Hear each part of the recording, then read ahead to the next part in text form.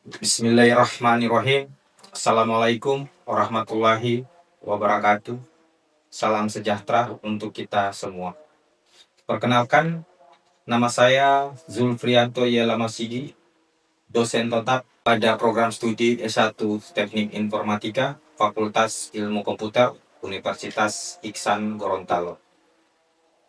Dalam hal ini, saya akan menyampaikan pernyataan diri mengenai pelaksanaan Tridharma perguruan tinggi yang saya lakukan dalam aspek pengajaran.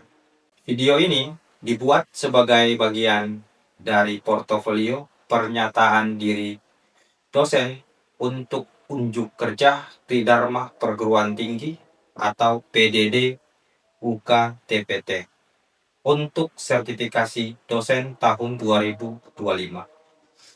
Pada kesempatan ini, saya akan menjelaskan salah satu mata kuliah yang saya ampuh, yaitu pengolahan citra. Mata kuliah pengolahan citra ini merupakan mata kuliah wajib bagi mahasiswa semester 3.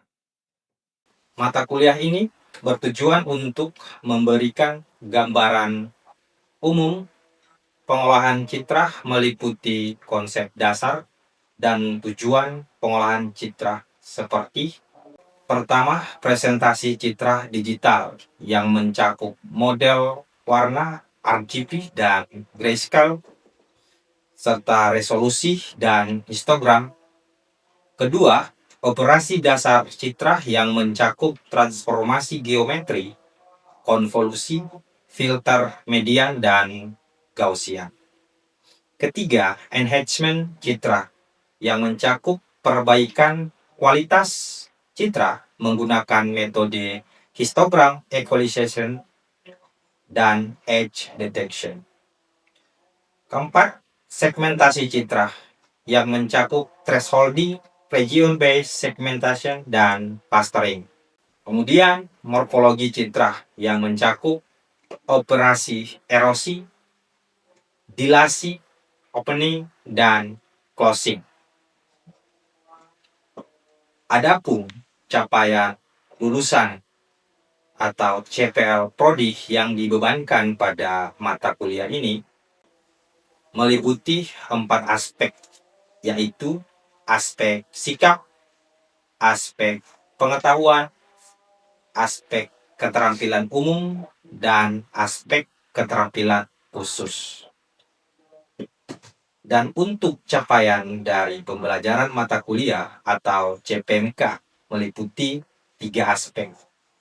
Pertama, mahasiswa mampu menjelaskan dan memahami apa tujuan dari pengolahan citra.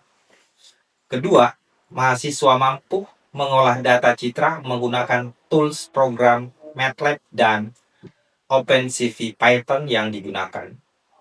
Dan ketiga, mahasiswa mampu bertanggung jawab dalam menyelesaikan tugas proyek secara mandiri. Adapun referensi yang saya gunakan pada mata kuliah ini ada 5 referensi. Yang pertama, buku karangan dari Desta Satya Pravita dengan judul Pengolahan Citra Digital menggunakan OpenCV Python. Kedua, buku dari Abdul Qadir dengan judul Teori dan Aplikasi Pengolahan Citra Digital menggunakan MATLAB. Ketiga, buku dari Gonzalez dengan judul Digital Image Processing Using MATLAB. Dan keempat, buku dari Rinaldi Munir dengan judul Pengolahan Citra Digital. Kelima, buku dari Mark Nixon dengan judul Feature Extraction and Image Processing for Computer Vision. Dari 5 referensi yang saya gunakan, saya juga mengambil dari beberapa artikel ilmiah yang relevan dengan mata kuliah pengolahan citra ini. Adapun dalam aspek pengajaran mata kuliah pengolahan citra ini, saya menggunakan metode Delivery Interaction Assessment atau disingkat DIA. Untuk delivery saya menggunakan beberapa metode berikut. Yang pertama, saya menggunakan Private Classroom yang bertujuan untuk melakukan diskusi kelompok terkait topik perkuliahan pekan kemarin atau topik perkuliahan yang sedang berlangsung saat ini. Kedua, Project Based Learning atau PBL yang bertujuan untuk memberikan case project agar mahasiswa bekerja dalam kelompok untuk menyelesaikan project nyata yang dilakukan secara bertahap setiap minggunya. Ketiga, blended learning atau hybrid, yaitu perpaduan perkuliahan daring teori dan luring praktikum lab dengan menggunakan platform Zoom atau LMS dan Google Colab untuk demo coding program. Keempat, live coding, yaitu dosen menulis kode program secara real time di lab sambil menjelaskan logika algoritma. Dan mahasiswa mengikuti tahap demi tahap pada perangkat komputer masing-masing yang berada di lab. Kelima, gamifikasi atau kuis interaktif, yaitu di sini menggunakan platform Quizizz untuk kuis singkat tentang konsep pengolahan citra yang bertujuan untuk meningkatkan engagement dan daya ingat mahasiswa. Sementara itu, untuk interaction, saya menggunakan beberapa metode berikut. Pertama, diskusi kelompok terstruktur, yaitu membagi mahasiswa ke dalam kelompok untuk menganalisis kasus pengolahan citra yang bertujuan untuk mendorong kolaborasi dan pemikiran kritis. Kedua, pembelajaran berbasis proyek, di mana mahasiswa mengembangkan proyek dengan bimbingan bertahap dari dosen yang bertujuan untuk membangun kemandirian dan keterampilan problem solving. Ketiga, peer review proyek. Di sini, mahasiswa saling mengevaluasi proyek akhir berdasarkan rubrik yang mencakup akurasi, kreativitas, model, algoritma, dan dokumentasi yang bertujuan untuk meningkatkan kemampuan analisis dan memberikan perspektif berbeda pada mahasiswa. Kemudian, saya juga mendorong diskusi aktif dan praktikum menggunakan tools MATLAB dan OpenCV Python. Adapun asesmen atau proses penilaian yang saya lakukan pada mahasiswa terbagi dalam beberapa penilaian, yaitu sikap dan perilaku sebanyak 5%, kemudian kuis dengan bobot 10%, kemudian tugas proyek kelompok dengan bobot 15%, dan ujian tengah semester atau UTS dengan bobot 20%, serta laporan proyek akhir dengan bobot 20% dan ujian akhir semester atau UAS sebesar 30% dengan total pembobotan hasil evaluasi pembelajaran sebesar 100%. Baik, demikian informasi yang bisa saya sampaikan terkait perkuliahan mata kuliah pengolahan citra untuk mahasiswa semester 3 pada program studi S1 Teknik Informatika Fakultas Ilmu Komputer Universitas Iksan Gorontalo. Berikut ini merupakan cuplikan dari proses pembelajaran yang saya lakukan secara luring di ruangan lab komputer software engineering. Baiklah, bismillahirrahmanirrahim. Assalamualaikum warahmatullahi wabarakatuh. Waalaikumsalam warahmatullahi wabarakatuh. Apa yang kita bahas di pertemuan minggu kemarin, yaitu pertemuan pertama. Ada yang masih ingat?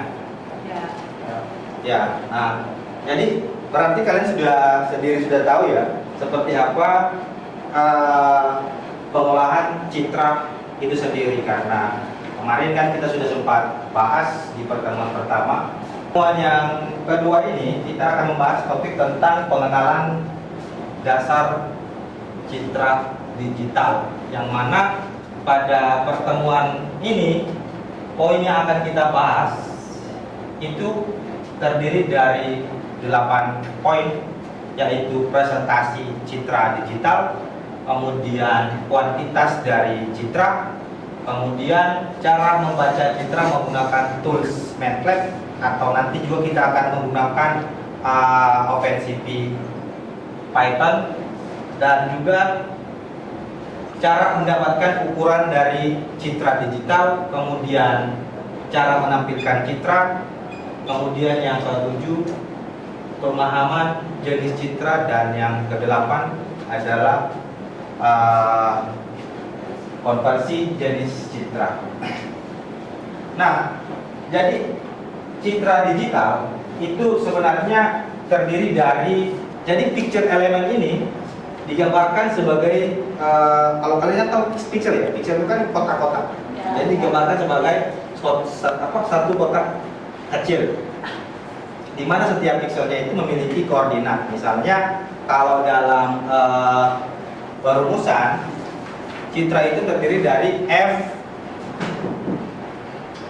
sama dengan atau f dalam kurung y, x. Nah, f merupakan variabel atau objek atau citra itu sendiri. Kemudian titik koordinat yang menandakan bahwa kolom dan juga baris. Nah, seperti ini contohnya pada posisi koordinat sebuah pixel dalam citra. Jadi ada N1, kemudian X, kemudian Y. Jadi Y ini merupakan baris pada setiap objek citra. Kemudian N1 merupakan keseluruhan dari jumlah kolom pada citra. Nah, seperti ini. Misalnya di sini saya mengatakan bahwa kalau nilai elemen pada F dalam kurung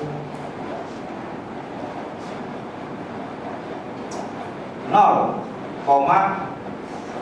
atau dalam kurung 1,3. Nah, kalau 1 merupakan baris, kemudian 3 merupakan kolom, berarti dia berada pada titik mana pusatnya?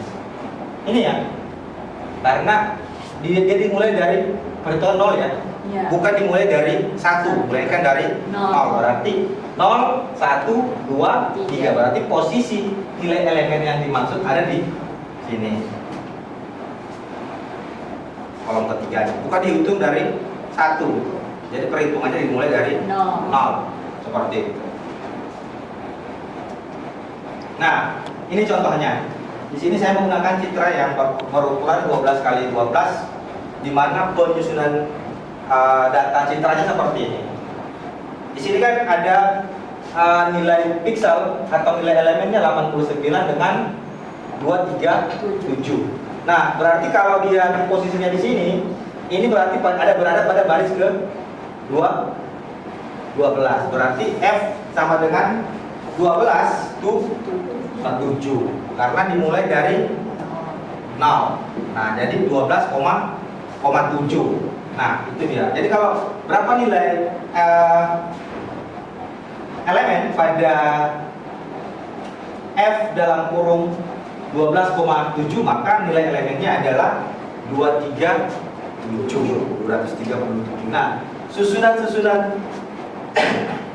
nilai elemen atau nilai intensitas inilah yang nantinya kalian dapat melihat gambar secara utuh berdasarkan susunan nilai pixel pada objek citra, sehingga kalian dapat melihat gambar misalnya seperti gambar foto pemandangan, gunung, dan lain sebagainya.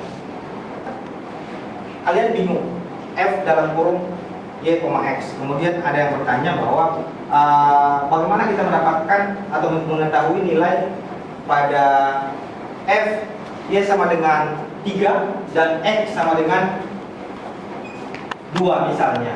Nah, kalau kalian tidak mengetahui bagaimana cara menghitung kolom dan juga baris pada jumlah piksel citra, maka akan bingung sendiri. Sehingga yang mana harus kalian ketahui bahwa untuk menghitung nilai jumlah kolom dan baris itu diawali dari 0 supaya tidak kalian berubah.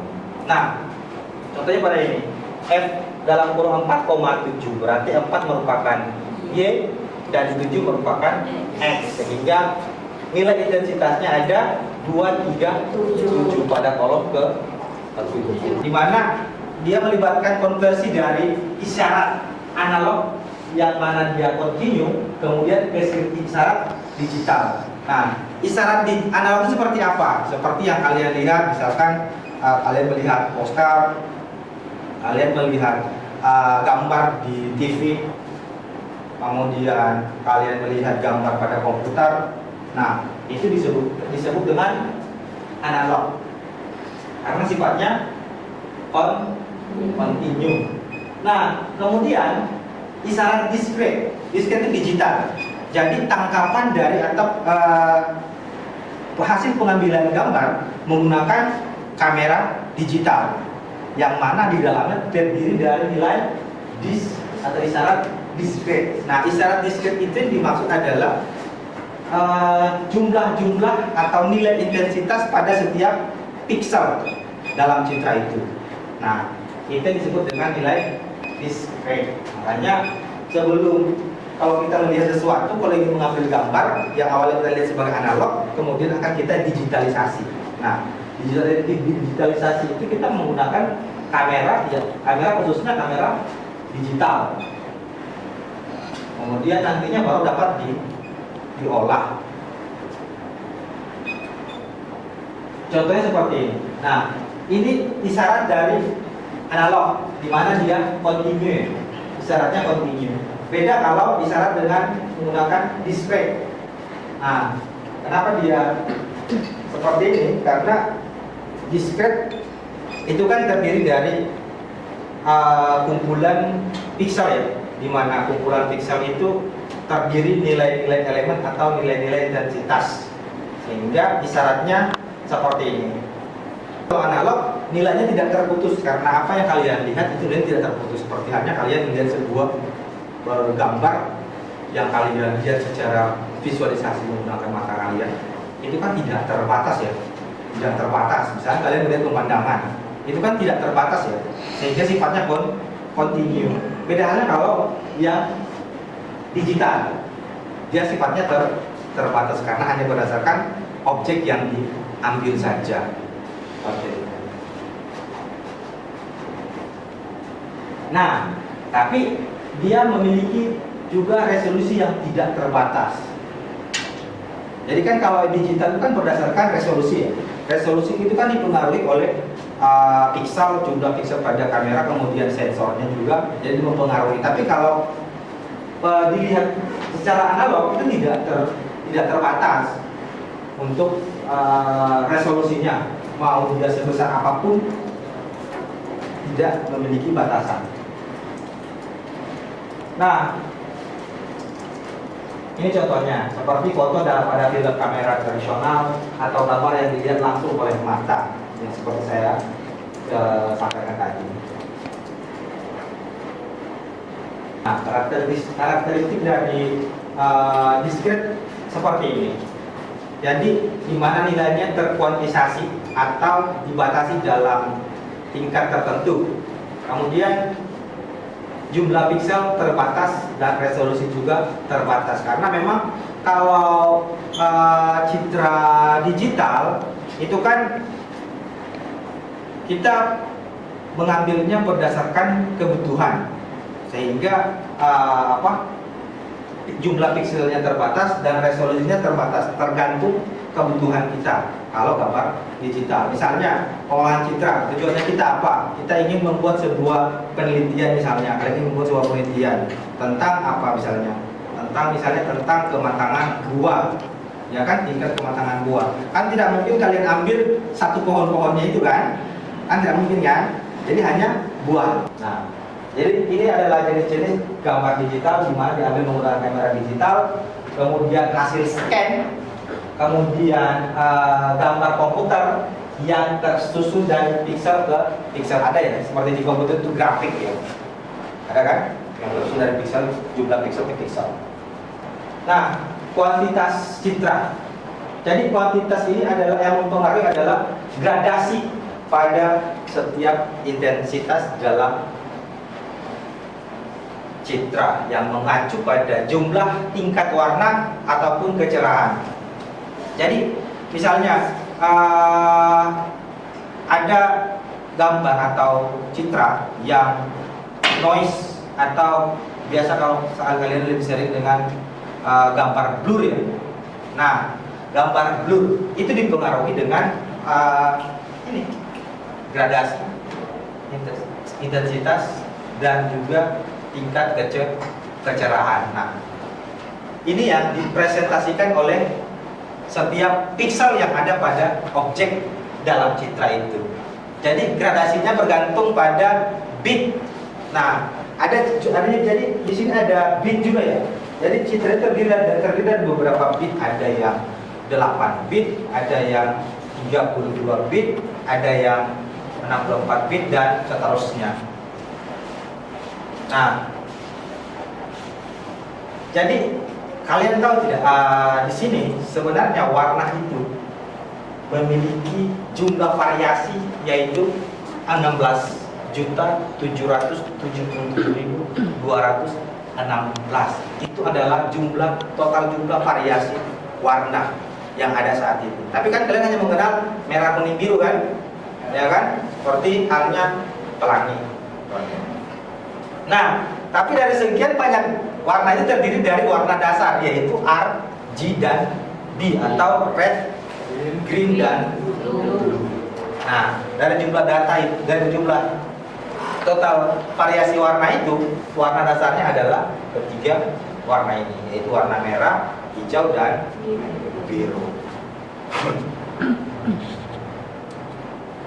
Ini contohnya. Jadi ini bit per pixel. Jadi ada yang bit 1, jadi citra binar. Nah, citra binar itu seperti halnya citra kayak apa ya? Kalian pernah lihat citra hasil ronsen? Nah, terdiri dari hitam dan putih. Nah, itu yang dinamakan citra biner, karena hanya terdiri dari nilai 1 dan 0. 0 merupakan negatif, 1 merupakan positif, atau 0 berwarna hitam, 1 berwarna putih, seperti itu. Kemudian yang 8 bit, dia sifatnya umum, foto dan hasil pemindaian, seperti tadi. Gambar yang diambil menggunakan kamera digital, atau gambar yang dihasilkan menggunakan alat perekam seperti halnya scan. Nah, itu juga merupakan gambar citra yang berkualitas tinggi. Kemudian ada yang 16, citra kedokteran dan astronomi. Nah, citra kedokteran itu kan mereka bisa mendeteksi berbagai macam jenis penyakit yang ada dalam tubuh manusia menggunakan teknologi perekaman. Kalau di zaman lampau itu dinamakan scan. Kalau sekarang apa?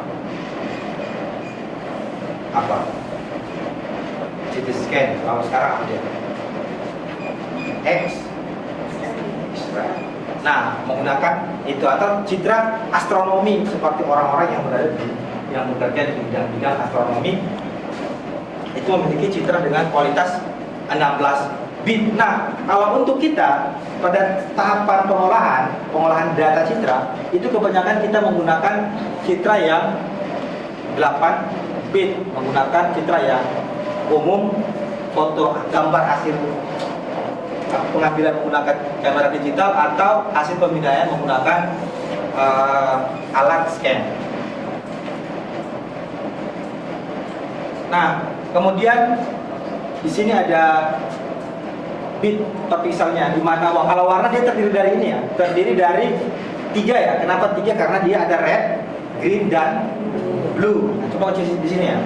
Ini kan, kalau di sini kan 1, ya kan? 1, karena di sini hanya biner.